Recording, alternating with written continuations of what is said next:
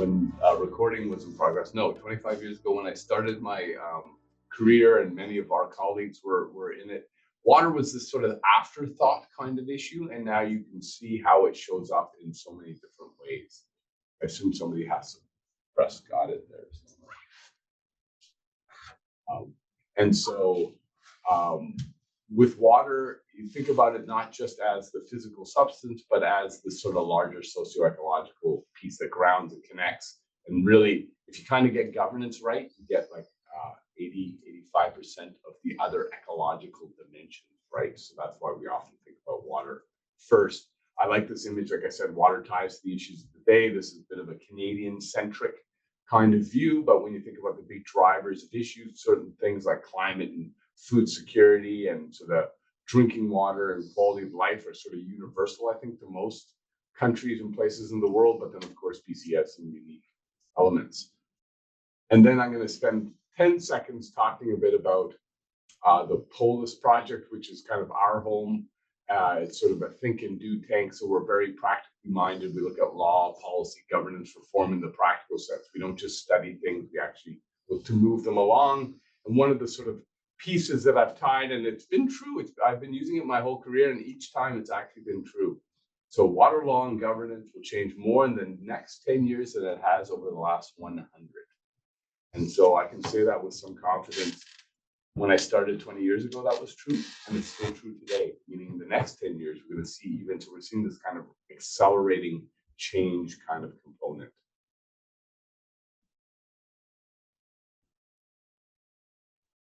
And we're kind of, I guess, motivated or driven by what does governance shaped by the principles of ecological sustainability look like? Meaning, when we think about most government structures, most ways policy operates, environment is like a sector. It's like transportation, tourism, mining. It's kind of on that kind of pillars. When we talk about ecological governance, we're thinking about the ecology that weaves in between, that affects things like finance and affects things like land use and affects things like all the kinds of typical ministries. So we're not thinking about it just as a sector, but as a cross-cutting piece. And then we also think about this kind of larger ambit of sustainability where it has implications to all these pieces. And the way we kind of come at the issues is through this kind of law, policy, ethics, and governance lens. And I just want to sort of lay that out at the beginning, and we can have a long debate, probably have a whole course just discussing these four concepts. But I'm going to ground you in how we think about it, and then we can debate it later if you like. But we think about law in very simple ways. We're all familiar with kind of the rules, but think about it a little more broadly. Think about law as the way society, communities live together. In governance, well, policy for us, especially in the Canadian context, is about direction. It's an indication of how government will move in a certain way. And governance is often like this analogy of the cockpit. It's kind of like when we're making these very specific decisions where we're thinking about not just the direction, not just the rules, but how are we going to interact? How are we going to make collective decisions? And of course, you have an overlay of ethics and values that play a part in that. And now just to turn us to water, I think this is a good sort of general opening slide. So why do we think about water now? If there were lots of it and it were always available, we wouldn't think much of it. And that's kind of how Canada was 25 years ago. And now we know it's changing. And there's a couple of elements that we want to think about, of course. We see growing concentrated demands, this urban energy agriculture kind of component, persistent pollution, not just in the type that we know about, things like untreated sewage, but emerging pollutants. We also think about drinking water crisis. And again, these things are emerging and tightening and becoming more acute, and especially when we think about in Canada, but certainly much of the world, when we talk about Indigenous or First Nations or small communities often face the brunt of it. Over allocations as we move from a abundance relative regime to a scarcity regime. So this over allocation, fish in the mud, which often creates conflict. And then some of the other elements like disruption of natural flows, invasive species, conflict, local and otherwise.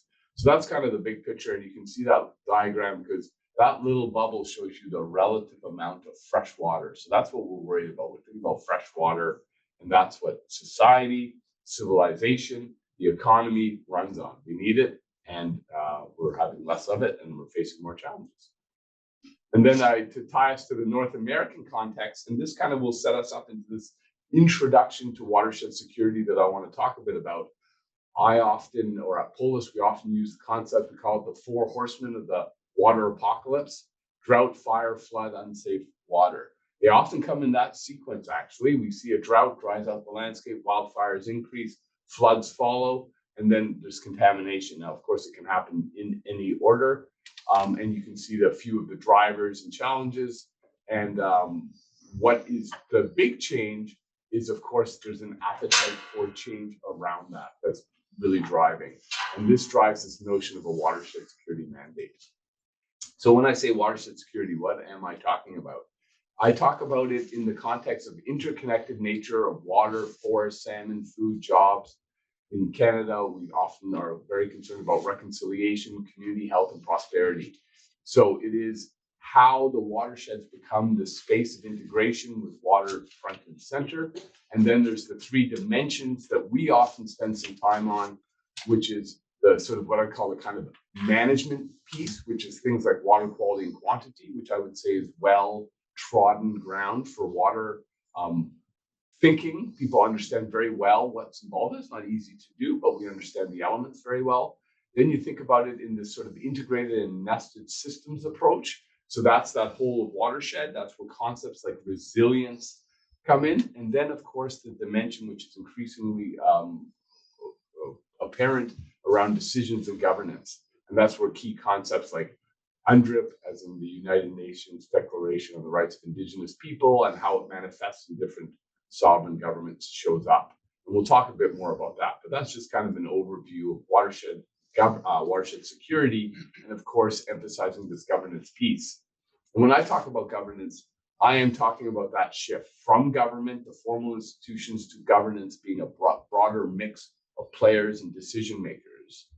I think that's fairly apparent to most people, but that certainly isn't yet how our institutions fully operate. So we see this in a constant state of flux.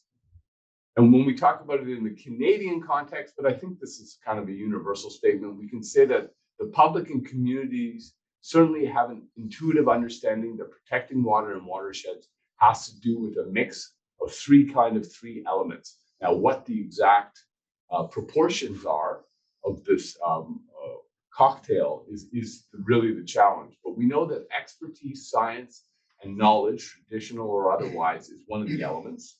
We know that rules and enforcement are part of it, and we know that communities and local control, including the planning functions, are part of it. But how does that manifest? And you can see in the bottom right, that's some of the work we've been doing on that, and I think that was part of some of your readings that we'll touch on. And I kind of summarize it by saying, listen, it's more than just pushing paper around. It really has implications about how we organize ourselves and how societies grow, develop, how we have things like equity and how we can express and how we can have livelihoods and important quality of life components. So it does matter. And here is the sort of Canadian piece here. So we have to understand just a little bit that water is one of those interesting elements because it cuts across all the levels of government. So we have four formal levels of governance here in Canada: local, federal, provincial, and Indigenous. And so these four have an interplay. And the question always is, and I've been doing this for 20, well, I won't say, but more than 20 years. And we've been talking about it. And always the first question is, well, who decides? And it really depends. And that's one of the big challenges. And it's kind of why water is interesting. And again, this is part of this larger reflection. And from a just sort of simple piece, when we talk about watershed governance, it's number one, it's an open-ended concept. It shows that there's this interplay between society and context. It's based on a few key elements: place-based, ecological boundaries matter, so watersheds matters. Locally adapted, so what it looks like in my watershed or your watershed or the watershed next door can be quite different. Co-governance becomes an increasingly important piece. And when we talk about co-governance, we're talking about co-governance between the state or crown governments and Indigenous governments. And we're talking about how the role of local capacity and expertise plays a role. And it's very important to show that it's in evolution. It's always changing. And there's a top-down and a bottom-up element. I think, again, to really drive this home, I want us to rethink governance in this watershed context. I think many of us are comfortable with thinking about government as critical to governance, but governance is broader than government. It isn't just government. We don't just go to the provincial office and sort it out. There's a role for civil society, First Nations, business, industry, community, and very important that there are formal components, stuff you can look up on the internet, look at the laws, the policies, the regulations, and then there's informal structure. How do we do things? What are the values? What are the community norms? Scale matters. And this notion of long-term sustainability of watersheds has emerged as a big issue. It was not a big issue, and you can see it reflected in these both formal and informal pieces. I like this very simple diagram. That's on the right. You can see just a picture of what's called the Great Lake Basins, and you can see it's a nested system. You go all the way to the very local watershed where, communities and the kids might splash in the water, up to the lake system, up to the lake chain system, up to the continental system. This is a nested system. Anybody who's played with this sort of famous Russian dolls will understand that. That's what thinking like a watershed is thinking through this nested system. And of course, our laws, policies, and rules do not necessarily fit within this nested system in such an easy way, because the legal system can often be quite mechanical. So you're trying to take a evolving natural system and you're trying to map some of these legal concepts onto them.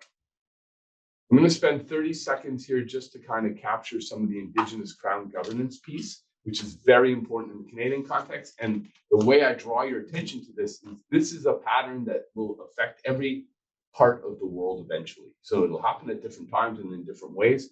But understanding the role of the United Nations Declaration on the Rights of Indigenous People will be fundamental. And it is notionally about the idea that Indigenous nations have their own representative institutions, their own legal system, often called legal orders. And it does not mean that all parties are involved in all decisions all the time.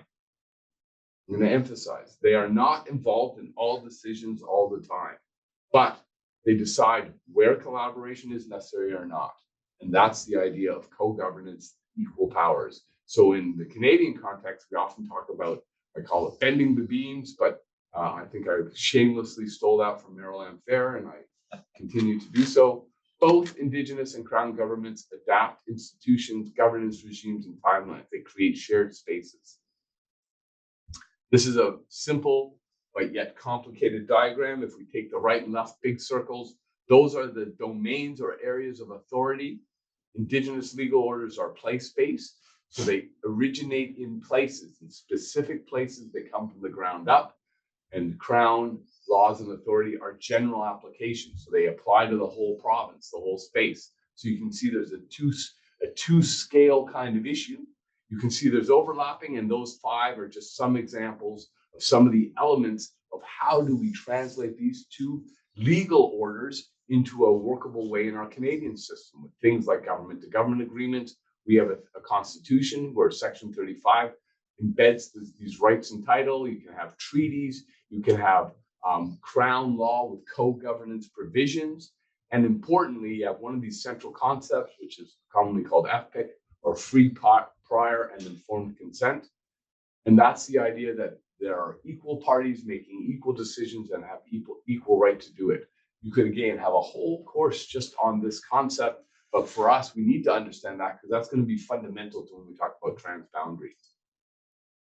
I'm going to skip over that, but this is my favorite picture, because everyone likes to say, what's the perfect model? Tell me about New Zealand. Tell me about Thailand. Tell me about Cameroon. They have the perfect model. And I say, no, it's like this. And this isn't the picture because of a family resemblance. These are all 5 mythical beasts. And that is the same as the perfect model for governance. It is context-based. In the same way that these mythical beasts don't exist, the perfect model also does not exist. It is contextual, and we have to understand that. We did a very extensive survey, and we look at a number of winning conditions. So this was a global look and then applied to BC. And these 9 winning conditions, I believe, apply. This is kind of 10-year-old research that still holds. I still check on it all the time and use it. And so this is fundamental to our work. And I believe it should be fundamental to your work if you're interested in doing governance in its local place. It will manifest, it will look perhaps a little different in your home place, but these elements will all be there. They all have to be there if you want it to be in a good working model. And I think this is, I'm going to kind of bring us to the home stretch here on this introductory piece. But this idea of spectrum of power and influence is fundamental. On the one end, we can talk about information sharing and persuasion, all the way to the formal decision making. And I think just in a simple way, you can talk about influence, veto, and control. Think of the different types of power: planning powers, regulatory powers. These are often state-driven, revenue-generating powers, power to enter into agreements, make and execute decision, shared authority versus sovereignty. These are contentious components of this spectrum of power influence. And depending how much power you have of these types, you enter into these relationships and these negotiations in very different ways. Jump over that. I'm just going to point out that in Canada, it manifests in a bunch of different ways. Again, some of you may be more or less interested in this. It's important to understand that, again, the local context matters. The way the Canadian Constitution works is the domain of watersheds, and that's the land component to water is provincially driven. So not surprising, you see it showing up in different ways across different provinces.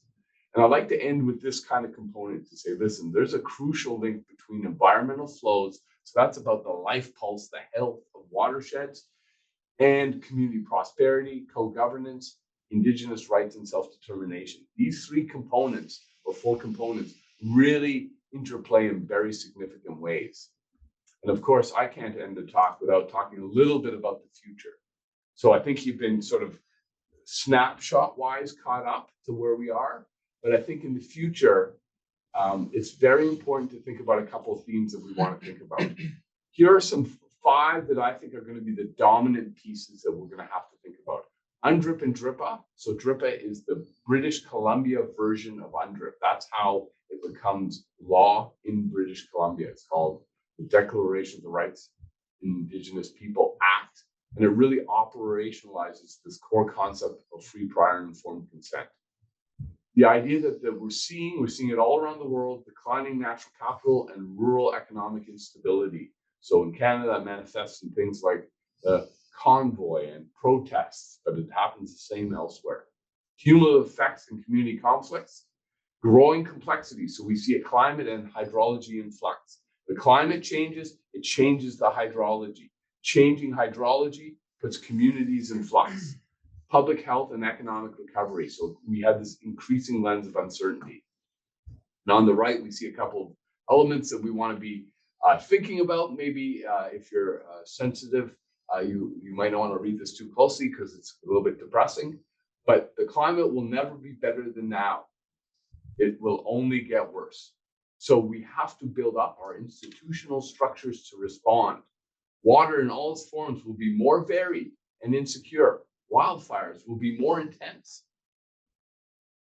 Things like adaptation, natural defenses, captured carbon, and water will become highly valuable. Now, I can't say if that's next year, 5 years from now, or 25 years. I know I'm going to be right. It just depends on the time scale.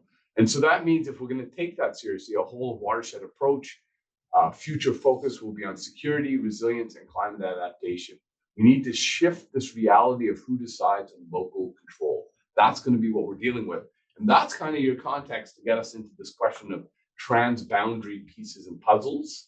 I want to give you a little other value add, just to say, listen, in BC, these are some places you should keep an eye on.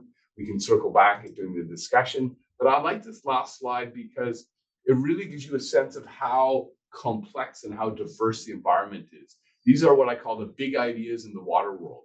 These are the elements that we're going to have to keep a very close eye on. They show up in different ways. From 10 years ago, the extreme concept of a river with rights, to routine things like how do you do watershed security and source drinking water protection when we have to trade off real economic costs?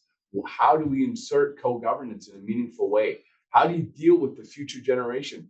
How do you change the concept of infrastructure? It's not just about pipes, pumps, and concrete, but things like conservation programs and changing our behavior. That becomes fundamental. So maybe with that, I'm going to open the room for one or two, what I'd call specific questions or issues you want to raise before we hand it off to Marilyn, who will give us a little introduction into some of these transboundary institutions, in particular the IJC, but also to really emphasize the point that when we talk about water, why talk about water in the transboundary concept? Well, water is one of those things. It flows. It doesn't care where your borders are. It doesn't care where your boundaries are. It moves across them. Of course, the formal borders and boundaries for us in Canada and BC, we think about Alberta as one of our neighbors, but also the United States to our south. But in Canada, to recognize that every drop of water crosses a boundary or a border. It crosses a municipal boundary, or it crosses Indigenous territory and crown. So we're always crossing borders and boundaries, some of them formal, some of them informal. So every dimension of water and everything I just talked about is really a transboundary question. We may, for the rest of today, focus on the more formal, the things that cross international understood borders and boundaries, and the institutions may be slightly different, but the concepts are all the same. The elements of what that entails are all the same. It's more complicated. You have to write more complex treaties and you have to pay more attention. But the concepts of this question of co-governance, power, agreements, how are we going to work together? And especially in a world where, remember, the climate only gets more challenging. The water only gets more complex. The locals only get angrier and grumpier because they have less. That's the context we need. So I don't know, Ben. Thank you very much, Oliver, for this introduction to our session with the Canadian, the BC, and some universal key concepts about water. And now, as you said, Oliver, if we could take two questions from our students online and also in person. So Beno, you could start, please. Yeah. No big question. You can't talk about democracy now. We gotta keep us grounded at least for now. Well, it might be a big question, but maybe you can answer it quite short. And I try to make it brief. I'm really interested in co-governance, and so you already kind of showed some of the challenges and how it works in terms of power. I'd be very interested also in different understandings of water in terms of water, so the terms water ontologies, indigenous ontology, or different understanding of water, different conception of water, understanding of water in terms of indigenous worldview.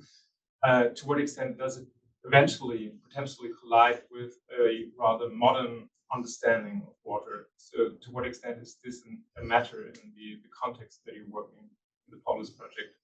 Yeah, so I mean, that's a big question, of course. I think I am a settler, of course, and I am European in background. So I work from a crown-based system. I have my own understanding of water in that sort of Western science way. And so that's kind of where we operate as a starting point. Of course, you can, with good governance system, leave space. And that's exactly one of the evolutions we want to keep our eye on. How do crown or the dominant legal system create space or don't create space for exactly this question of different ways of understanding the idea? And Marilyn will speak better to this than I do, but this idea that, for example, water not as something that has its own rights, water is something living, water as a relative. That is a common concept in British Columbia. And so you would organize yourself the way you interact with it, how much water you take or don't take, or your responsibilities changes fundamentally. So the question that you ask is, I don't have an answer to say, how does one do it well? I am saying governance needs to pay attention to the different ways of knowing and understanding. And we've seen that example just very simply when we talk about things like, where do values and ethics come in as far as priorities? So we understand water is a flow item and something we can calibrate and check the amount of chlorine or nitrates in it, but we can also think about water in different ways, about our roles and responsibilities with it, or how does it flow and how does it sort of interact, and that's can be covered in governance. So maybe I'll save the philosophical conversation for years after, but the idea that different ways of knowing, the role of traditional knowledge, does enter into good governance regimes. And that's exactly what we're going to get into, starting with Marilyn and then John later, to show you how do these different values, these different worldviews enter into the governance systems going forward.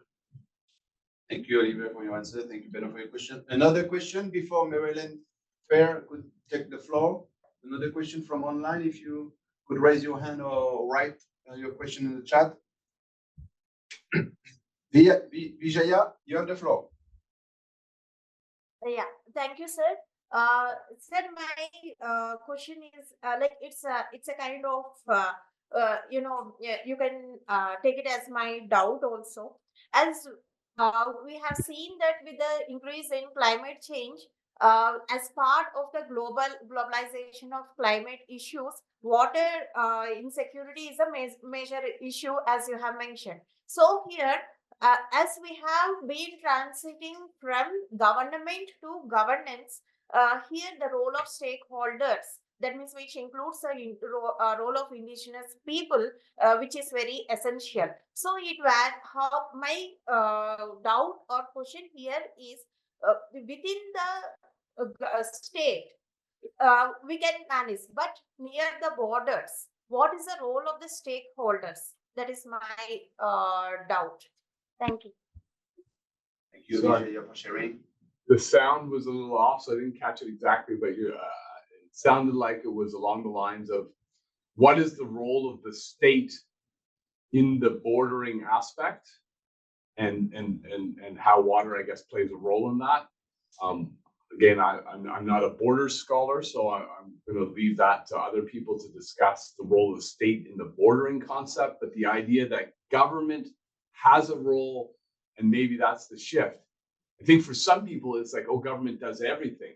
No, but government does do some things. So we don't want to wildly swing the pendulum to say, listen, government doesn't do everything. The role of civil society, the stakeholders, rights holders, that's the difference, right, between say that cattle people's association versus the indigenous is very different. And the interplay and how that knowledge comes out in the different rules about how we share or how we don't. But the state still sets the context often for that interaction. But as we see, that can change over time. So maybe with that, I'm going to pass it to Marilyn, who will both give us an introduction to the IJC and talk about a very important reference that's coming that will help ground some of this conversation. So Marilyn, happy to see you and happy to hand over the chair. Thank you very much, Oliver.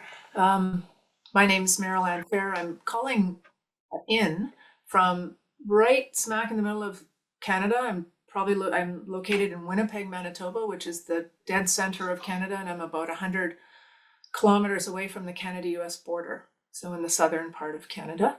I'm really happy to be here and to talk to you a little bit about, I guess Michael and I, the next speaker, and I really have been involved in, as Oliver puts it, a real way, kind of the practical application of a lot of the ideas Oliver talks about. Some of the real ways, really painful ways, and some of them are really exciting ways, but that's the hard work of actually doing water governance. And we'll share with you some of the things we've learned and some potential ideas around trends or things for the future. I did want to point out that one of our colleagues, Emily Hoppy, is online also. She's just listening in. She works in the organization I work in, one of them.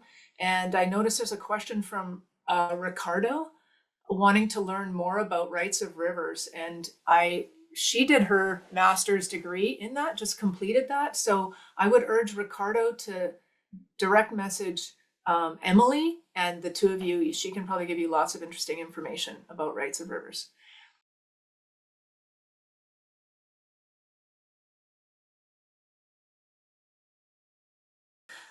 So I'm going to talk to you about the International Joint Commission. That's one of the hats I wear. I'm a commissioner, as was pointed out.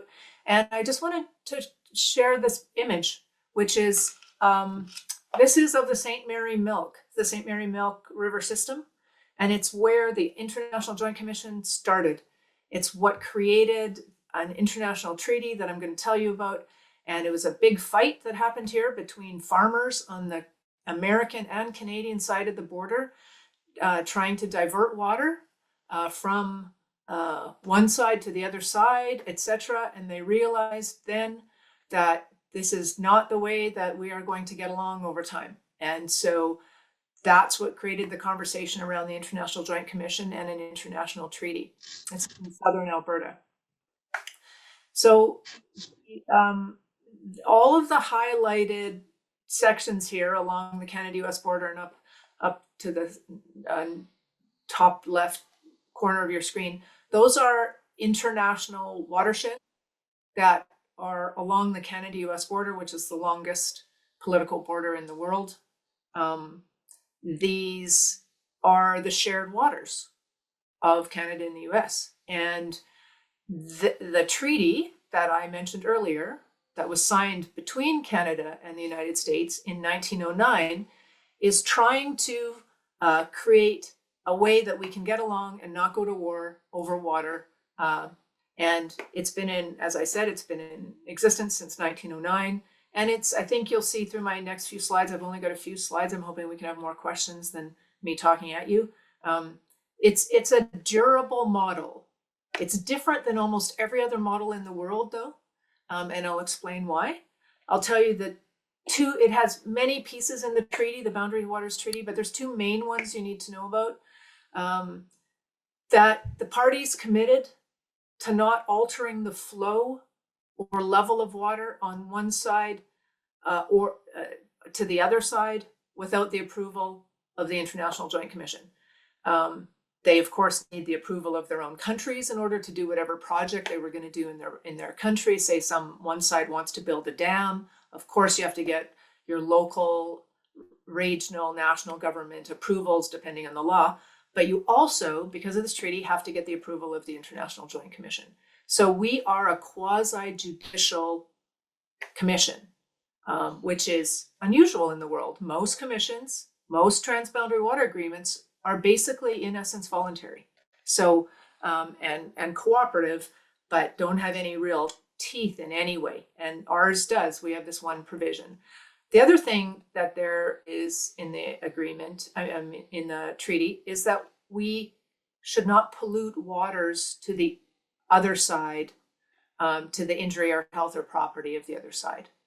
We don't have any order approval mechanism regarding that provision, though. That's just a commitment that the parties made to each other.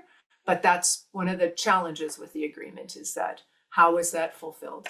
The commission itself was created also in the treaty. The International Joint Commission is a function of the treaty. It has 6 commissioners, 3 from each side, 3 Canadian, 3 American, appointed by the president and the prime minister and his council. I'm one of the 3 Canadian. There's 3 different offices, a Canadian one, a US one, and then one that's focused on, as you can see on the right-hand side of the screen there, the Great Lakes, because it's just a massive system and it has its own office because of its size and complexity. And how we do all of our work is we have about 200 people or so, largely volunteer, or they're employed by government or employed by civil society organizations or Indigenous nations, but they sit on boards that we create. We have boards in almost every single one of those watersheds that do the work of the transboundary watershed. They think like a transboundary watershed when they sit on our boards, even though they go back to their regular day job and do whatever it is they do there. And just, we are not government. IJC is not a government, right? The governments created us, the 2 nations created us. And so we only do what we're given permission to do or asked to do. And so I told you we have this approval function.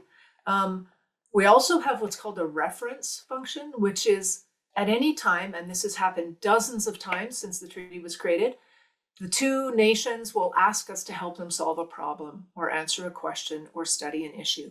And that's called a reference. And if you go onto the IJC website, you can see references starting from, I think the first one started in 1912, after the commission was created.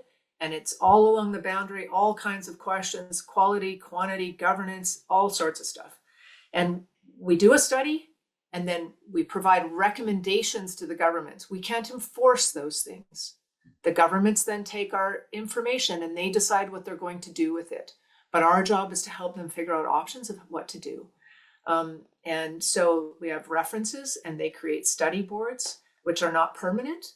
And then we also have what we call as an alerting function. Because we're fundamentally trying to prevent disputes or resolve disputes, we try to get ahead of the game and be a bit proactive and see what's going on in the watersheds and whether there's a problem maybe coming down the pipe, and literally sometimes. And so we do some work. We have to be careful because there's only so much authority we have, but we go out and we build relationships in the watershed, and we try to understand what's happening there.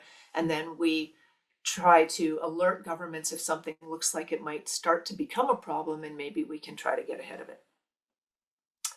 I wanted to point out that when I showed you that picture on the first slide, this is where it's located. That's the St. Mary Milk. There's 2 sub-watersheds there, and the rivers cross the 2 of them, and they go. One of the secrets of the success of the International Joint Commission is the water doesn't just flow one way in any watershed. In that one right there, the St. Mary Milk, it goes up and it goes down and it goes up and it goes down. It crosses the border north, south, east, west. It goes all over the place. And so there's no dynamic of upstream power or downstream power. The power balance, even though the United States is 10 times bigger than us in terms of GDP and population and everything else, the power balance is fairly equal in terms of we have upstream waters that flow south and they have upstream waters that flow north. And so we have to cooperate. And so that wanted to point out that one. And then I do want to show you that in a slide or two, I'm going to talk to you about the elk, which is our most recent reference. And it's located right there. So remember, that's the location of the slide I'm coming up to in a couple of minutes. Actually, I'm coming up to it right now. So the reason I wanted to talk to you about this one first is because, before I get into a little bit of the lessons that IJC has learned, is because it's our most recent reference, and it's also the one that shows kind of the future, I think, of the IJC and of collaborative water governance. So this is the Elk Kootenay watershed. And in the right-hand side of this light gray area, the watershed, you can see a river called the Elk River. And in that river, in that watershed, is a significant amount of mining activity that produces selenium that crosses the border. That mine is licensed to do what it does. So it is operating legally, and it produces critical materials for the renewable energy. It produces metallurgical coal, which is used in making very many things for the energy transition. So it's an important industry for Canada and British Columbia. Also, through that entire territory are the traditional territories of the Ktunaxa Nation. There are 6 nations that are 4 on the Canadian side and 2 on the American side. They are all one nation.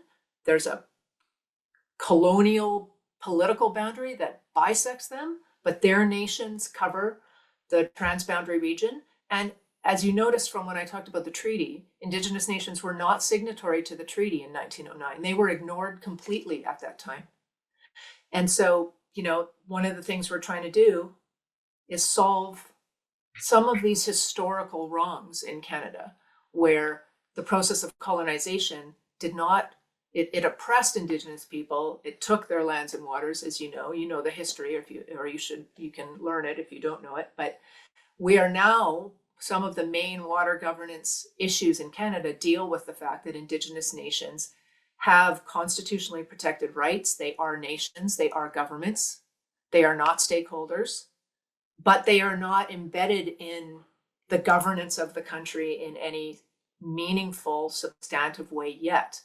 Although we are fast moving to that. The issue is how. We're figuring out on a case-by-case basis, how do we do this actually? So this is one of the places we're doing it, except we're doing it in a transboundary nation, a transboundary way. So there's been a long set of disagreements over this selenium pollution in this watershed. And the Indigenous nations have really pushed for this to be dealt with in a way that's acceptable to them. And we have just, as of this March, received a reference. And so the reference is, of course, part of it is very normal. It's what we do all the time. Set up a study, figure out what to do with, answer a bunch of questions, figure out what to do. One thing unique about the study is we're doing it with Western science and the traditional knowledge of Indigenous people. So we have to find all these practitioners of both sets of knowledge to try to create a study board that will look at this. The study board is also going to look at the link between science and governance, not just science. It's how is it used in making decisions. But the third thing that has happened, which is the first time in IJC history, is we didn't just get this reference from Canada and the United States. We actually got it from them in partnership with the Ktunaxa Nation. They defined the reference together as 3 nations, even though the Ktunaxa were not part of the original 1909 treaty. So this is the future for the IJC and for collaborative governance, this exact thing. The governments of Canada and the United States realized that the way to solve problems is to get everybody into the room and figure out governance structures that we didn't contemplate 100 years ago, but that are absolutely necessary now because of the way water works. The fact that it crosses boundaries, it doesn't just stay in one place. No one government can do it by itself. And that's what IJC has been asked to do, is to help facilitate the creation of a governance body that actually includes Canada, the US, British Columbia, Montana, Idaho, and the 6 nations of the Ktunaxa Nation. So it's just mind-blowing, it's exciting, it's super complex, but it's the future. And it is the only way that Oliver talked about the United Nations Declaration and Canada's commitment to that, both legislatively and aspirationally, and the idea of consent. The only way you can achieve consent is if you're all at the table to talk it through, come up with common solutions, and then you are giving your consent by virtue of doing that. So I'll just end. I've only got a couple more minutes. I want to keep it shorter rather than longer. I just wanted to summarize that I think our treaty, that the IJC is a durable institution, but it's durable because it is evolving. If it stayed stuck and we interpreted every aspect of what it could do as being, it can't change, then we would not be durable. We would be relegated to the dustbins of history in short order, because things are changing around us very fast because of Indigenous issues, because of climate change, because of water issues, forest fires, everything that Oliver talked about. So for 115 years, we've seen shifts. We started with a pretty limited mandate on water quantity, levels and flows. We've been moving into more quality issues as well. We have 25 years ago moved to looking at things as a watershed all the way along the boundary. That's why I showed you those watersheds along the boundary, not just the name of the river where it crosses the boundary. We're looking at things in a watershed way, and we actually have a whole initiative called the International Watersheds Initiative, which I urge you to look at, because it's really trying to operationalize this nested watershed governance and the collaborations needed for that. We've moved from ignoring Indigenous people to engaging with them to now truly trying to find ways to collaborate, and not just with Indigenous people as this category. It's people, it's communities, it's their organizations, it's their governments and their nations. They are as complex as we are, and the different relationships have to be addressed. And then our function. We were really strictly quasi-judicial, just granting orders in the beginning. And of course, we began studying and recommending and have done that for over 100 years. But now the IJC is being asked to facilitate collaborative governance. First time we've done it. So that is how our institution is evolving to adapt to the needs in front of us. And finally, just wanted to point out these trends and opportunities. We could spend 2 hours on them. I'll spend 1 minute. The watershed approach, I've already mentioned it. The idea of adapting and learning continually. It's very hard to measure, A lot of work should be put into what adaptive measurement looks like and management looks like as you're moving through it, not just this arbitrary endpoint. Of course, I said collaborative governance. We've already talked about that.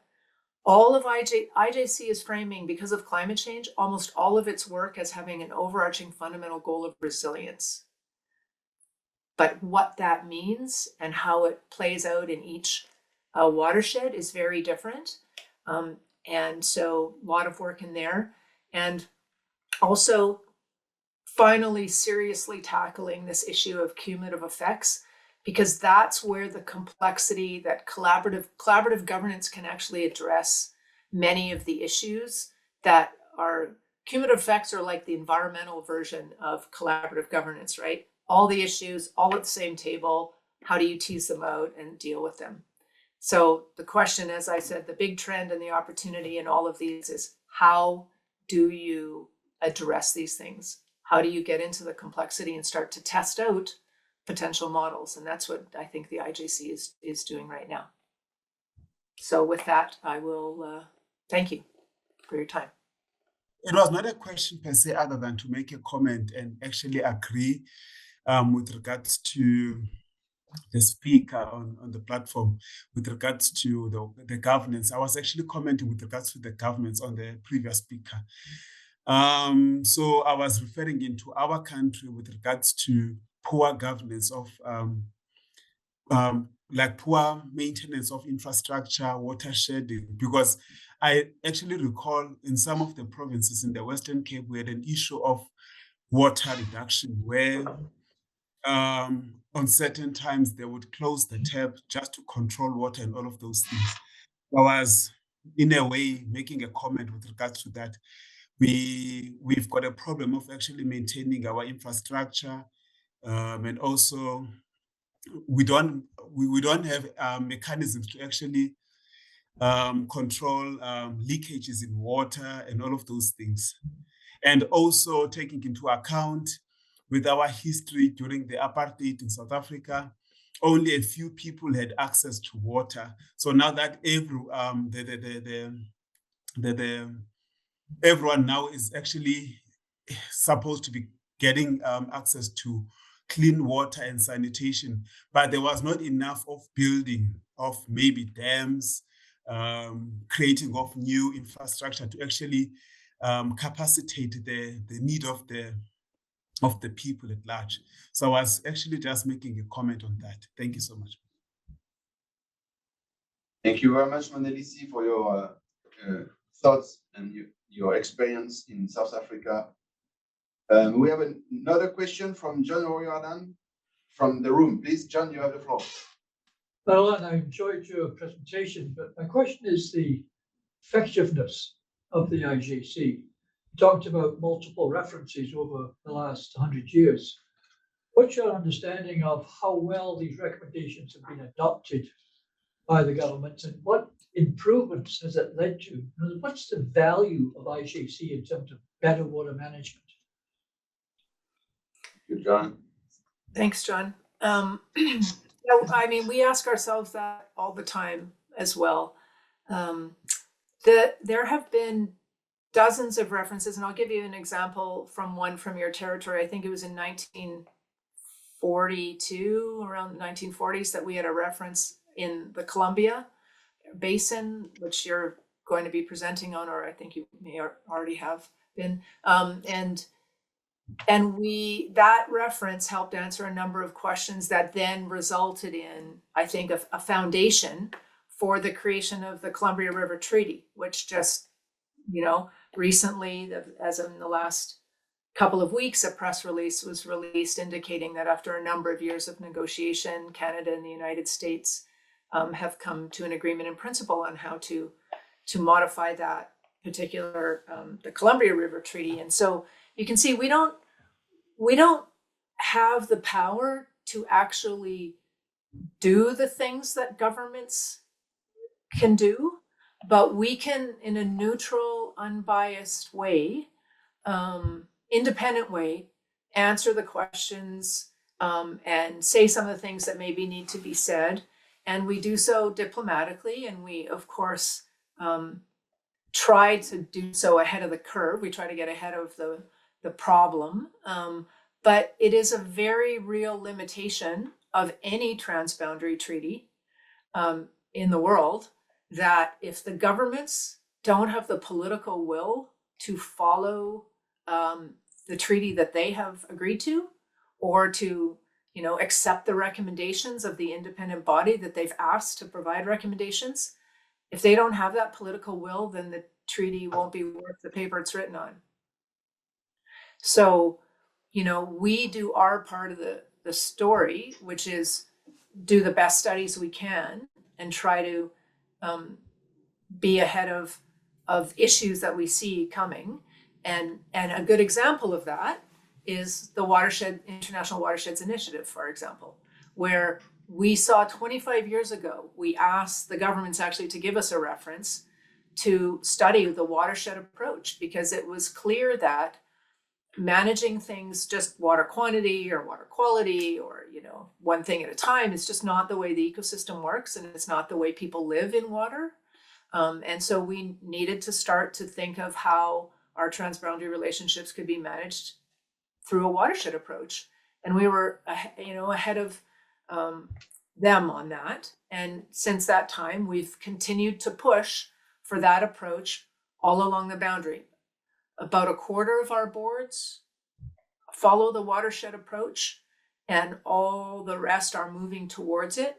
But that's an example of where governments could demonstrate much more leadership.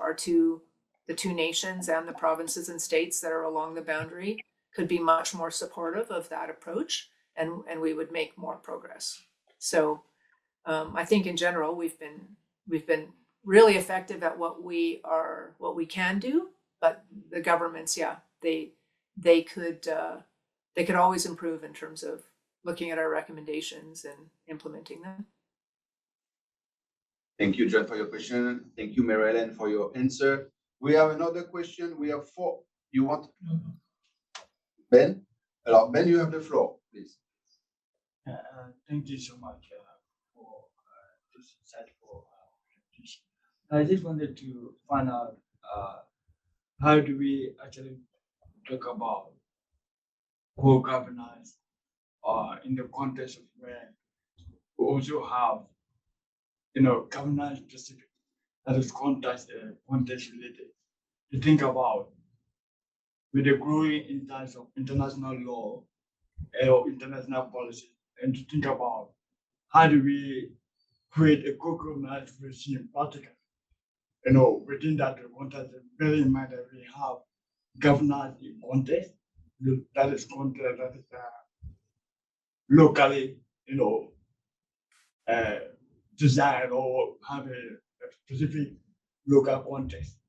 To think about how do we look at that international arrangement to feed that into that local context specific, to promote that pro-governance you talked about. No, did you catch that? You could take the lead, or I could comment. Yeah, you go ahead, Oliver. I didn't catch it. So the theme of the question is how to build a co-governance regime that both can take the international and insert into the local, but is relevant. And I think it's a big question because it's not really a transboundary water question. I think the reason we think about it in particular in the transboundary water context is because water is so critical. And to your question earlier, Benno, water is one of those interesting things that every different culture and indigenous group have different perspectives, but they have certain fundamental components that are the same around water. And so it has a certain unifying component. So can I answer your question? How do you do it well? Well, it depends. How do you make co-governance arrangements work? Well, it depends on the relative power, the relative influence, the relative commitment. As Mary-Hélène has said, does the colonial government in a certain place have an openness? So Canada has shown, or BC has shown, some willingness to come to grips with a past that is a bit suspect or has some very dark components to it. So that's why certain institutions for us, like the Truth and Reconciliation commission sort of elevates this so we could have an honest conversation about it. But then I think to Meryl Ann's point, and I think you guys will pick up this on the McKenzie conversation, you have to assume that the different authority holders have a role. So you have to accept that the different legal orders are equal, different but equal, and that there is room at the table. And then once we accept that, the key components of this collaboration exist at the table, then we can design a process that makes sense to that locality. Meryl Ann has given us a very good example in the context of the ELK and the IJC, where you have a colonial institution that was closed to Indigenous people, but now you have a reference that is influenced by the role of Indigenous people because Canada and the BC government have created a space in the colonial law to allow this to happen. And so this contested incremental battle, I can give you a little bit, but I'm no expert. Indigenous law, Aboriginal law has changed a lot over 25, 30 years in Canada, starting from a place where Indigenous people could not even bring a case. So then they could bring a case, and then they would win a case, and then they would win another, and then another. And then we have a thing in a place called Silcotin where you have Aboriginal law, a new form of land. But that is 50 years of court cases. So that's one avenue, an expensive and difficult one. Collaboration in another space. I don't know, Meryl Ann, do you want to riff off of what I've kind of laid out? I'll just only add one piece because later in our second presentation, we'll get into a little bit more detail on how these things might be structured. But I think if you look at the ELK situation, I think one of the most interesting parts about it is they're trying to create a governance structure. They don't know what it looks like because it doesn't exist anywhere else in Canada or the US. So they have tolerance for ambiguity at the start of the process. And that's unusual for bureaucracies. They're risk averse. They're nervous about ambiguity and not knowing what they're getting involved in, but they've decided to suspend that and try. And also, they don't know exactly who has jurisdiction over what. Like, they do know what the Constitution says, and they know what their laws all say, but it's not very clear in terms of Indigenous jurisdictions how those fit in or what they mean in Canada versus the US. It's all jurisdictionally complicated, complex, and not clear. And yet they're still willing to try it. And I think that's because the fundamental thing about co-governance is you have to build it together. It hasn't been done before, so you're building a way that decisions can be made. You bring your jurisdiction to the table. You don't know how it's going to all look at the end. You figure out an agreement, and then you go back to your jurisdiction and implement your part of it. It doesn't limit your jurisdiction. It doesn't enhance your jurisdiction. It's a way you are exercising it at a common table, and then you go back.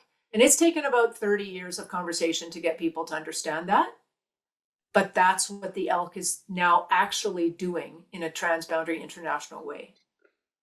We enter in the third part of our morning about transboundary Mackenzie River Basin governance. And I will give the floor to Michael Miltenberger and Marilyn Fair for the third part of our session this morning.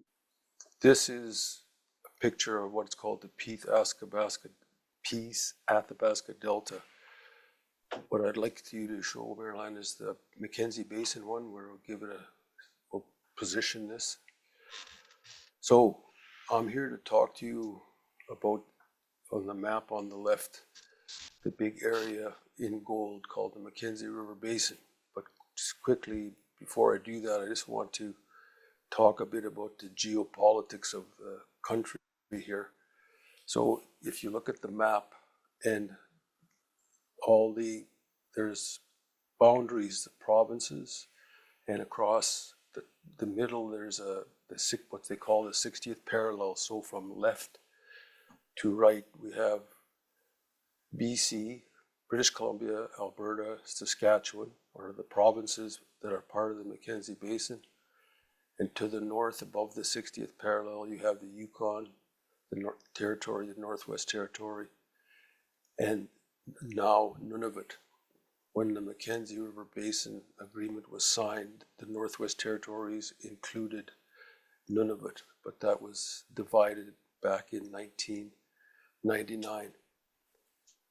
The big issue is when you look at the size of the political jurisdictions, the Mackenzie Basin affects provinces and territories that comprise almost a good third, with Nunavut almost half of the geographic size of Canada, which is a very important factor in terms of influence, especially when they've signed agreements like the Mackenzie Basin Board, or transboundary agreement, and the bilateral agreements between the jurisdictions that set significant bars in terms of how they do business.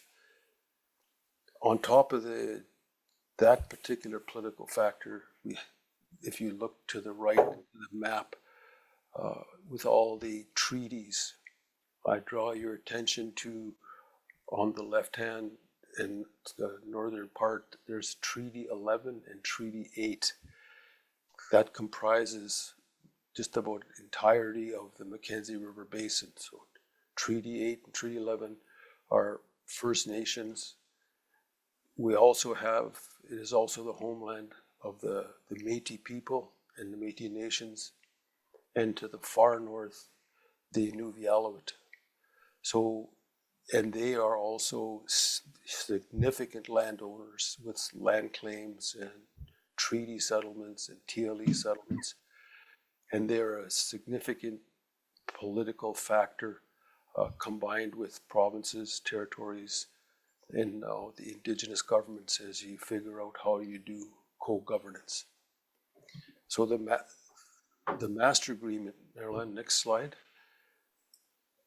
So this agreement, the discussion started to create this agreement back in the early 70s, and it took a lot of discussion. If you look at the actual treaty, the first signature on the treaty is the Northwest Territories in 1994, and the final signature was finally attained in 1997. So after literally decades, this agreement came to be, and it is on paper a very good agreement. And as Marilyn indicated earlier about treaties and agreements, they're only as good as the leaders that are entrusted with their implementation. So this agreement is a very good agreement. We'll talk quickly about what was, what is, but most importantly, if it was really going to see its maximum potential, what could be. So next slide, Marilyn. So this slide shows you the boundaries within the Mackenzie Basin where transboundary bilateral agreements are to be negotiated under the master agreement. And if that was all done, it would be an amazing accomplishment. But so far, there's only literally been a few that have been signed. The Northwest Territories is signed with Alberta and British Columbia, and the Yukon. British Columbia is signed with the Yukon.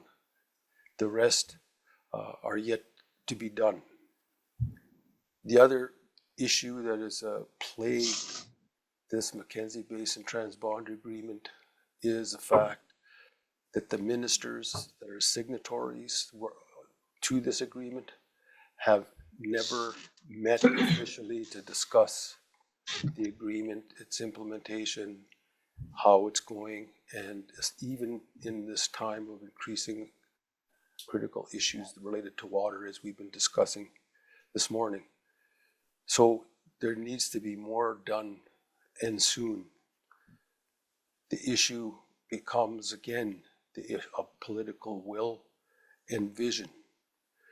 If the ministers start to meet regularly as they do through the Council, Canadian Council of Ministers of Environment, for example. They could, if the ministers that are signatories to the Transboundary Agreement just started to meet, they would change how the agreement is currently being interpreted. The board that exists to oversee this agreement is comprised and populated by bureaucrats, officials from the various jurisdictions, and one Indigenous representative per jurisdiction picked by the government of that jurisdiction, not by the Indigenous government, but by the government. The budget that they have set, which was set back in 1997, is $270,000 as the minimum budget. And they've been operating on that budget for the most part since 1997. So what you have is a board comprised of well-meaning officials with no real political direction other than the document that was signed in 1997 and now some of the bilateral agreements that exist, and no current political direction. So that situation now is compounded by the recent creation of the Canada Water Agency. It's a federal agency. It was, in my mind, intended to be a national agency, but it's a federal agency created by Canada, by the bureaucracies and the federal politicians. In spite of a lot of push from the provinces and territories, the bureaucratic federal dust is settled. The Canada Water Act is in many places. The headquarters is in Winnipeg. They have other offices in different major basins, but it's staffed by federal bureaucrats, and it faces Ottawa, not out into the jurisdictions where there's literally no formal political involvement in the Canada Water Agency. They're seeking to set it up in the old way, Canada coming out and talking to the jurisdictions. It's a very important step. We fought for years to get it created, and so now we have to see how you work with that to make it reflect the interests of the other jurisdictions. And it's critical that there be oversight from political oversight from provinces, territories, and Indigenous governments, because they've already made some initial funding decisions that look east and put most of the money in that part of the country and leaving huge basins like the Mackenzie or the Fraser, British Columbia, with little or no new resources. And anybody anywhere will tell you $270,000 from 1997 dollars is a mere pittance when it comes to trying to do the work necessary in the basin that bilateral agreements require. There are ways to improve this. The yearly, Marilyn, next slide. So there are ways to fix this or improve this process. This fine group of statesmen are just about the majority of the environment ministers of Canada, with Canada and the provinces and territories. The second gentleman from the right, the big tall guy with the red tie, is the minister from the Northwest Territories where I live, and he's my neighbor. And he and I have known each other since he's basically been born. And we've talked extensively about the need for political oversight of the Canada Water Agency so that the Mackenzie River Basin Board and the Transboundary Agreement can be more fully realize its potential. He, at this meeting with Minister Guilbeault, who is the gentleman third from the left, the short guy with the khaki pants on,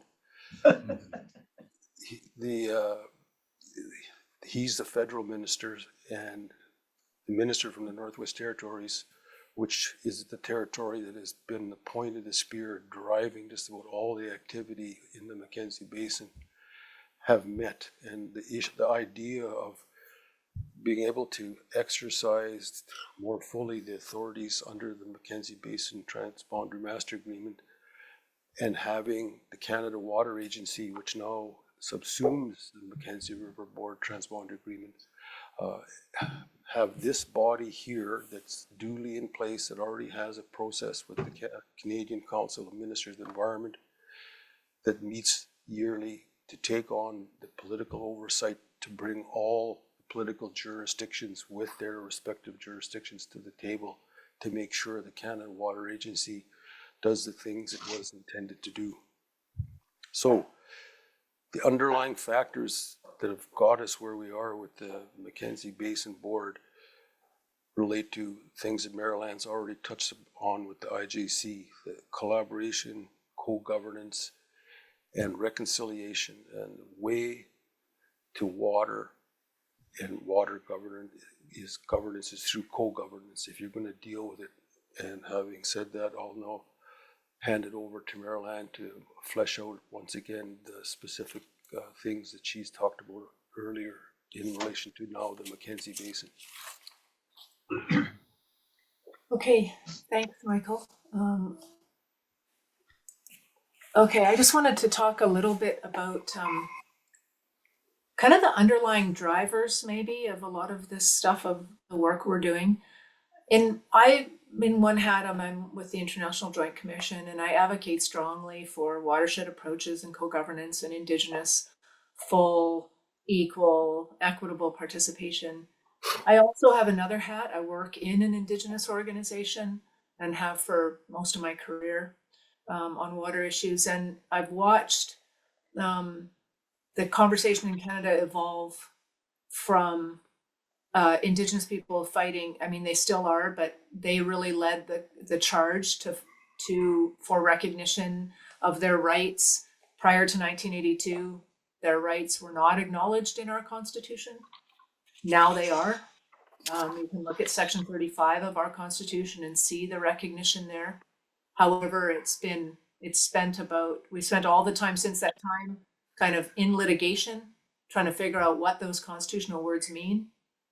And then we've seen, of course, as Oliver mentioned, the evolution internationally through the United Nations Declaration on the Rights of Indigenous People. And countries all across the world sign on, not all of them, of course, notably not the United States or Australia or New Zealand. Canada didn't also originally, but we now have. And we are trying to pull these thoughts and obligations into law. We're trying to figure out how to make them binding and real and have them affect what our country is about. And that is all kind of summarized by this concept of reconciliation in Canada. And it's a really easy word to say, and it's a really difficult word to figure out what to do with on all sides. We have some folks in Canada who think it's mostly just the Indigenous people's responsibility to figure out reconciliation. We have others that say it's all government. Government's the one that created the problem, the colonizers. They need to fix it. It's other people who say every citizen in Canada has to do something. You have to figure out what your one piece is and do that. And it's a really active conversation, and it's a really hard conversation. But at the end of the day, it's the conversation that drives me in my work. I'm a lawyer, so I think reconciliation, I think how it impacts law and the way I interpret law and what I fight for in law. It also affects the way science is done. Reconciliation is about the knowledge of Indigenous people being in full partnership with Western science, and a lot of people call that braiding knowledge. And it also is about changing our institutions, right? It's about having recognizing that the vast majority of Canada is about colonial institutions that only took into account very narrow perspectives, originally just probably white men, and then over time women, and then people of color, and et cetera, and so we're evolving to be a more just kind of an equitable society, but it's really hard work. And And so, you know, because I look at water and I mostly focus on law and indigenous stuff, it ends up being a conversation about governance and what reconciliation looks like in that context.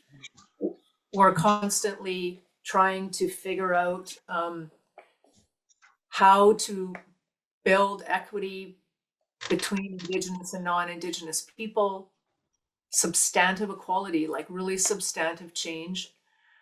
But that's not the only reconciliation that I personally care about. That's the one that's known, reconciliation is known really well in terms of Indigenous and non-Indigenous relationships and history and paths forward.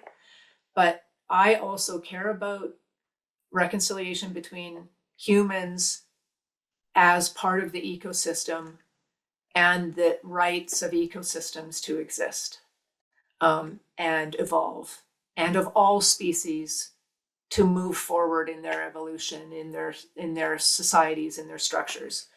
That's a super complex conversation on what that looks like. I also know that in water in particular, there's an upstream and a downstream dynamic that changes power completely. The one benefit of the IJC, as I mentioned, is that there's no one permanent upstream and downstream relationship. It changes, which levels the playing field a little bit, levels the power imbalance. But when you're talking about Indigenous people, most often, you know, that they're in a permanent relationship of having less power when it comes to environmental or water decision making. That's the thing we want to change, right? We want to give effect to their constitutional rights in the water space, and that, you know, will move us towards reconciliation.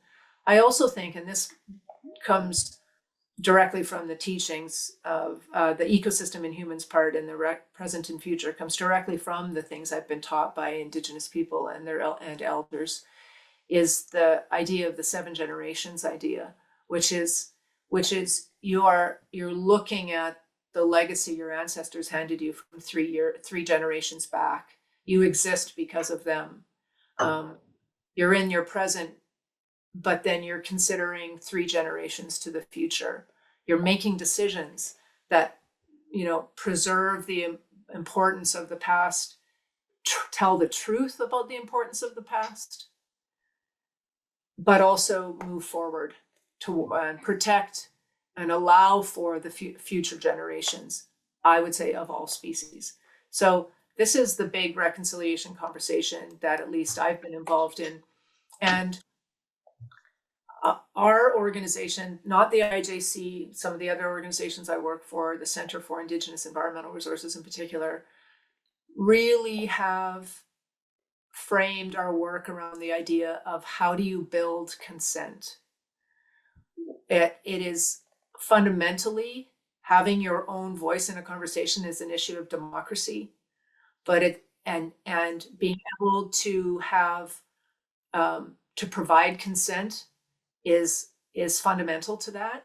And so, but we have chosen not to look at it as a black and white yes or no scenario for any nation or any government. We look at it as a process, which is a process of building support, of reconciliation, right?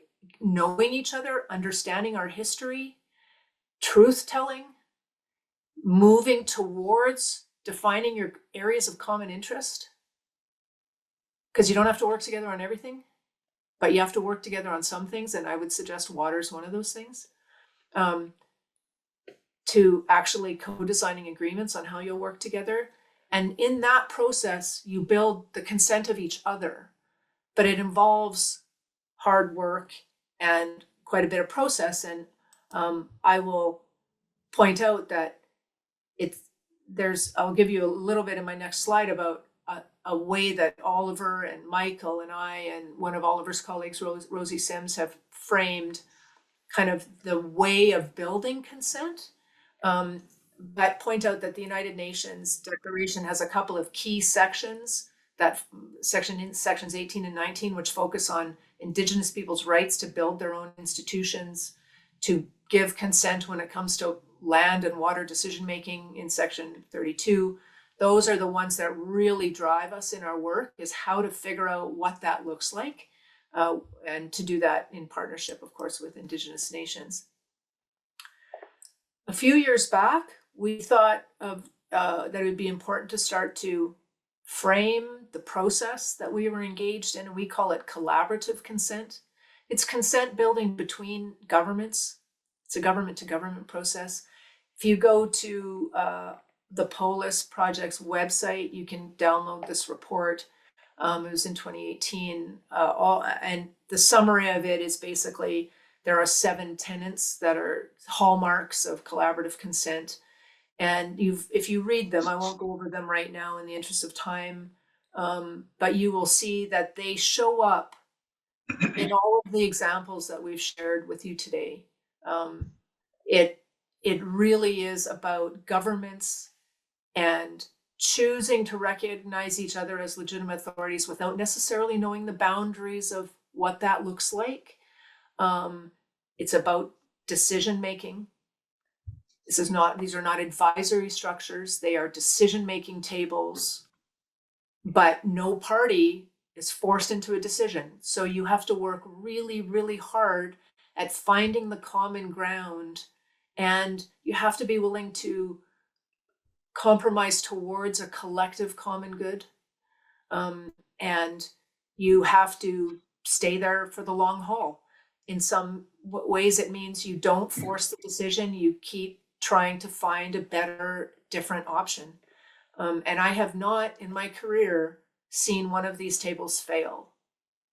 I actually have seen every single situation, people are able to find solutions if they show up with the authority to actually make a decision at the table and make a commitment. They are committed for the long haul and realize that the other governments are there to stay, as are they, that they all need fundamental water outcomes, usually very similar water outcomes, and that they have the right to keep working at the issue with the rest of the table until their interests are met. You just have to be flexible as to how you might achieve your interests and be really creative. So this is, I urge you to take a look at this document. It's the way we conceived of our process. And I'll end with just a current example of an initiative that my other organization, the Center for Indigenous Environmental Resources, is working on. It's called the Collaborative Leadership Initiative. Our fundamental view is that the way, as Michael pointed out, the way to water is through governance, and the way to governance is through water. Water is the great unifier. It's the great thing that can create wars, as the IJC was created because of that, the potential for war and the desire to avoid it. We all need it. It's absolutely a fundamental thing that gets people in the room. If you can figure out some of the water problems, you can figure out just about anything else. This initiative has shown that, and I'll give you a brief overview of it, that once you start talking about water, there's a whole bunch of things that people need to talk about together, not just water, but water's often what can get people in the room. So this project is a 5-year project. It had 2 to 3 years of development, and it's a 5-year project. It's about halfway through right now, where we are doing reconciliation in action, implementing collaborative consent principles, building co-governance tables in 5 locations in Canada, including one in British Columbia.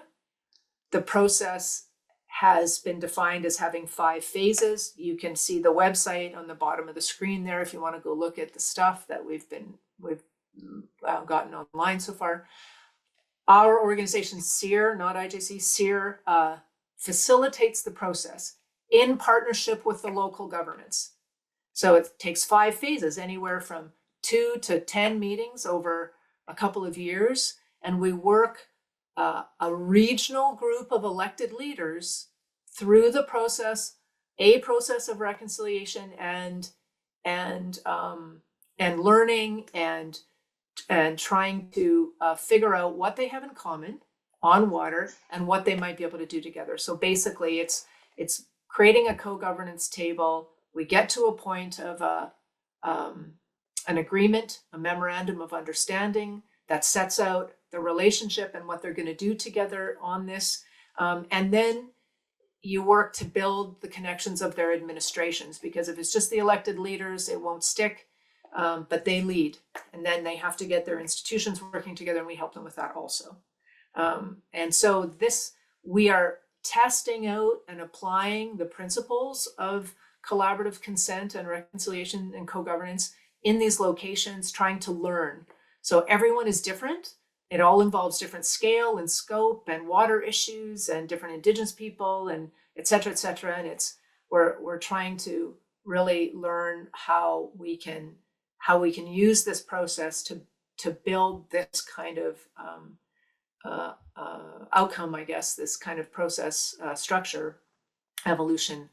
And so I just wanted to share this with you as a practical example. And our website shares some of the stuff that's been done so far. But over the next couple of years, you'll see much more on our website, because we're consolidating the learnings over the next couple of years and really going to provide a lot of information about this process on our website and what it's resulted in. So with that, I think I will just leave, and thank you for your listening. Look forward to your questions. One quick point, Marilyn, the reading bundle includes the collaborative consent documents. So they would have at least have to pretend like they looked at it. And but the CLI document is new, and we can make sure you have a link to that. But it goes to some of the earlier questions, which I think Ben here raised, which was, how do you do this locally? And the quick answer is it depends. But I think maybe if you want to spend 2 more minutes just saying, based on your experience, it's a good example. How do you do it locally? So what has CLI taught you in the Canadian context of how do you do it locally?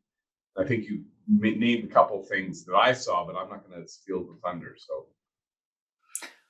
well, I mean, I can summarize the technical process, which is we have received funding to be able to approach regions in Canada that have what we call fairly difficult, complex water issues, and work with local actors, elected leaders or their governments. We're always searching for the champions that are really interested in driving this conversation.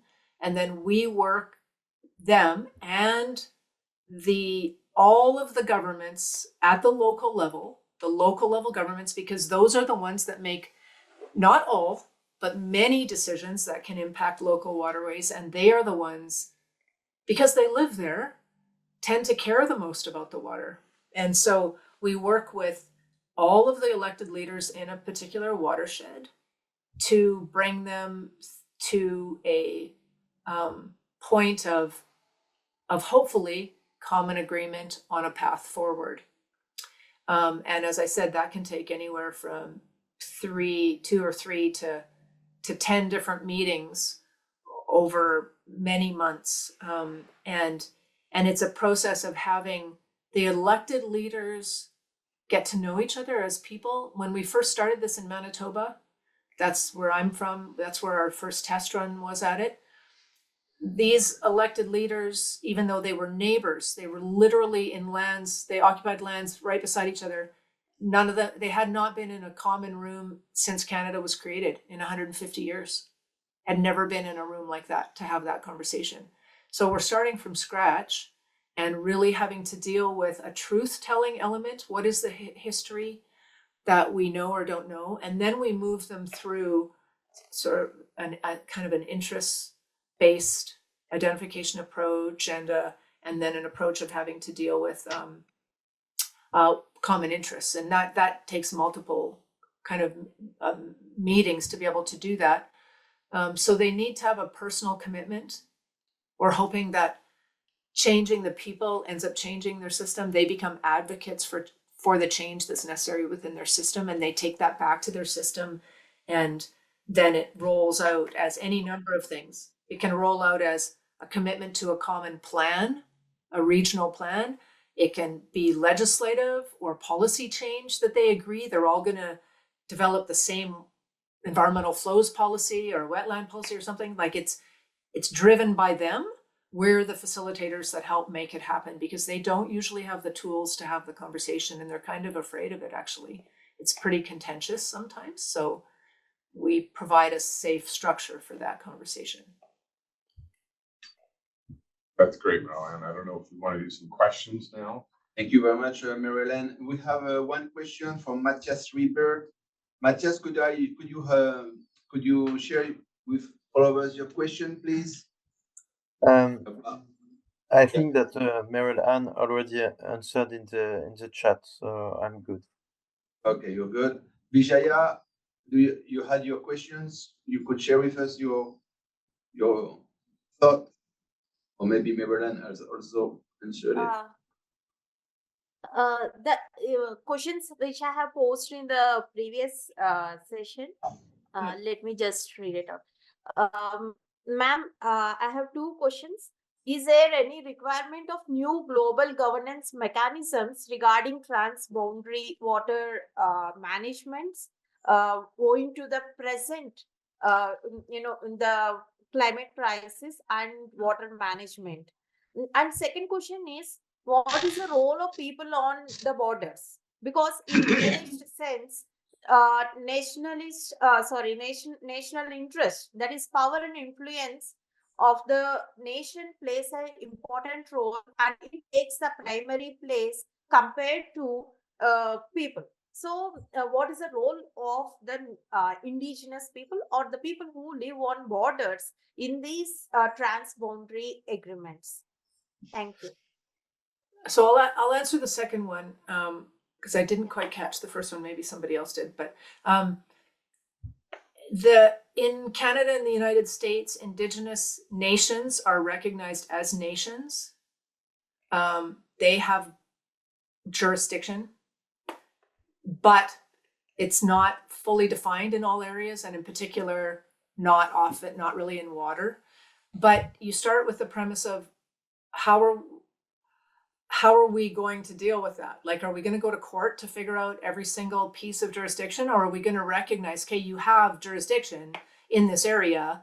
We just need to figure out what we want to do together. That's our premise. And that's exactly what's happening in the ELK with the International Joint Commission. So both the CLI and the ELK have the same fundamental approach, which is we all have a right to be there. Our main task is to figure out who's going to do what. What do we want to do together, and who's going to do what? How can my jurisdiction help with some of it? How can your jurisdiction help with some of it? Because nobody has all the jurisdiction. They actually don't. And so Indigenous nations are treated as governmental seats at that table, but the agreement they come up with is not legally binding. Like the ELK agreement is not, it doesn't have legal requirements in it that say, this is the punishment or this is the litigation. It doesn't have that. It's truly of the nature of a transboundary agreement, which is, are the nations committed to doing it? Nations tend not to sign agreements that they don't want to fulfill, right? So that's what the goal is it's actually to create a transboundary governance body that is, it's not legally binding, but everybody's there as a government, and they have to reach consensus around the outcome, and then they each go back and implement it according to the jurisdiction they have. So state jurisdiction, provincial jurisdiction, national, and Indigenous, because they each have some jurisdiction in the space. Does that answer? And so they're not stakeholders in the sense of a member of the public. They're actually a governmental seat. Yes, ma'am. Thank you. Do we have other comments or questions? Marilyn, we have one other question. How does cooperation work between the EJC and the provinces for the management of transboundary waters? Well, it was cooperation is the way it works. We have provinces are structures of the Canadian Constitution. They are domestic in nature. They don't have an international they're not signatories to, for example, to the treaty. They don't have treaty making power. So our relationship IJC is with the two parties, Canada and the United States. That's who created us. Think of them as our parents. But the states and the provinces have very real jurisdiction. So we can either ignore that and pretend that our only relationship is with Canada and the US, or we can deal with the reality, which is the fact that there are absolutely critical jurisdictions held by provincial and state authorities, and get them into the room. And so all of our boards have provinces and states on our boards, even though we report technically just to the two provinces, to the two countries. And I know that the national governments themselves put a lot of effort into their relationships with the provincial and state governments, right? There's a domestic set of relationships between the federal government and the provinces, or the federal government and the states, that has to work well. And then we also have to reach out to all. But we have absolutely zero power when it comes to anything to do with the provinces. We have to have strong relationships with them and constantly work on those relationships. Thank you very much, Mirella. And do we have other comments or questions from the? We have one question from Kalpana in the room. Please, Kalpana. I mean, I've been listening to you, and it's so interesting. What I was thinking is, what role would IGC have, say, in case Canada and US decides to construct a new dam, maybe? So yeah, where would IGC fit into that? What role would IGC play in that? So if they just decide anywhere. Yeah, no, and that's what we did for most of our history, is IJC dealt with that kind of situation. So if there was a likelihood that the dam was going to affect, on one side was going to affect the water, on the other, levels or flows, that dam cannot proceed without an order of approval from the IJC. And so the way it's worked, I've never been involved. There hasn't been a dam built in my tenure as a commissioner. I've been there for 5 years. So I've never had to face what you would actually do in terms of process. But as I understand, what happens is the proponent has to secure the approvals necessary from within their jurisdiction. It doesn't even come to us until that happens. And so you can imagine if it would be the government of British Columbia and Montana, Idaho, whatever the two jurisdictions are at the local level, and then it would also implicate federal jurisdiction. They would have to get a whole bunch of permits and licenses first from their domestic jurisdictions. And then we get a request that comes to us, and all that information comes to us. And we have to hold public hearings. We can invite witnesses. We can do a whole bunch of things that are related to our power to give an approval. And then that would be the mechanism through which we would ultimately grant an order.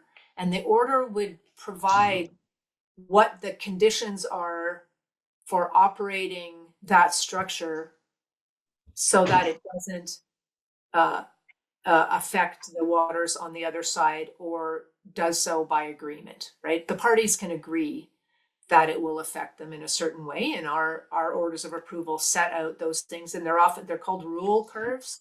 They are the ranges within the hydro facility, the dam, for example, would have to be operated in order to comply with the treaty. Thank you so much. Thank you very much, Kalpana, for your question, and Marilyn for your answer. Maybe it's time to work a little bit on the practicum. Can I mention one thing? I just noticed that there's a question there from Ben to Michael that I don't know if it was skipped over, that maybe is there time for Michael to?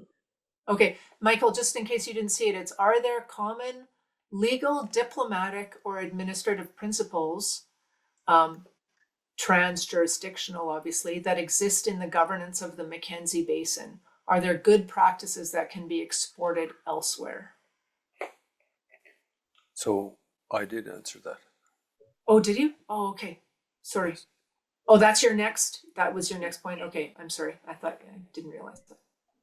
Thank you, Marilyn. Thank you, Michael, for your answer. Yes, on the chat. So, yeah, Beno, you have the floor. Thank you. Yeah, thank you very much for your presentation. It was really interesting. I found it really interesting how you framed and understood the term reconciliation, not only in terms of building equity, but also more holistic in terms of building reconciliation between humans and ecosystems.